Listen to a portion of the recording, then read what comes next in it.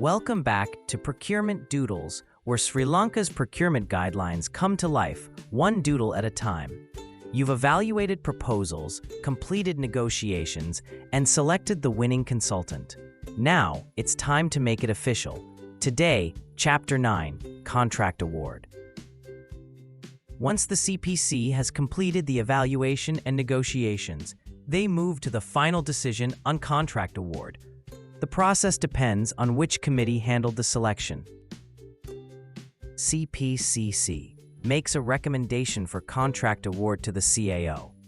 CPCM makes a determination directly to the CAO. CPCD or CPCP makes a determination directly to the head of the department or the project director. The process is not over once the winner is declared. Unsuccessful consultants have a right to know why they were not selected. The published contract award must specify that any unsuccessful consultant can request an explanation.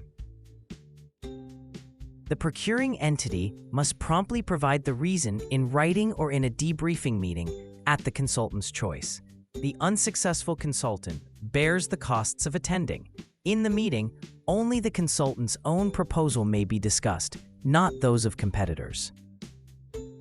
This debriefing process ensures fairness and transparency, even for those who didn't win.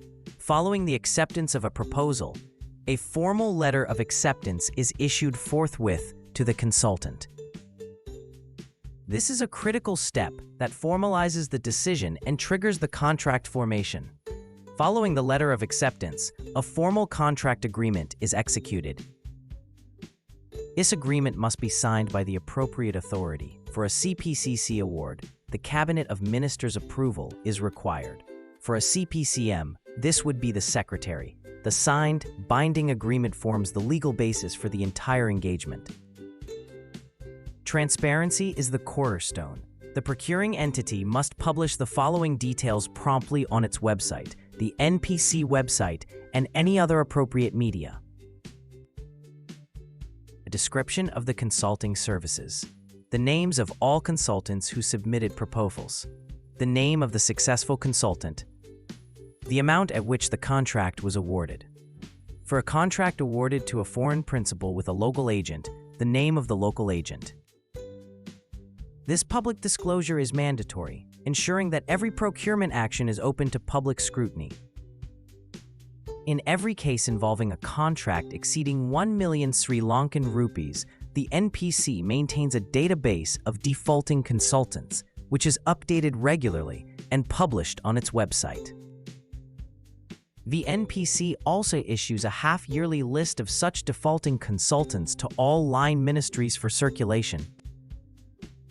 Procuring entities must not award any contract to any consultant as long as their name remains on this database.